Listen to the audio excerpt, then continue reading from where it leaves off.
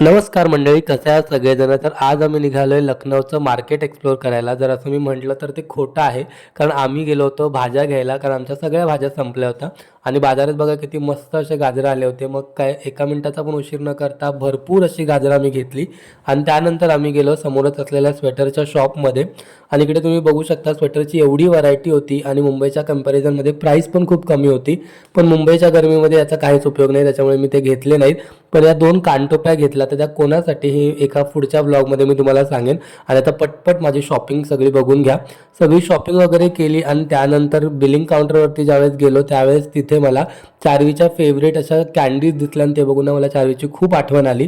पटपट सगळं शॉपिंग वगैरे आवरलं आणि आम्ही आलो रूमवरती. आणि रूमवरती आल्यावरती आम्ही आणलेले जे फ्रेश गाजर होते त्याचा मस्त असा सीझनचा पहिला गाजर हलवा बनवून एन्जॉय केला. तुम्ही सीझनचा पहिला गाजर हलवा खाल्लाय का नाही ते मला कमेंट करून नक्की सांगा. चला आता भेटू उद्या. Bye bye.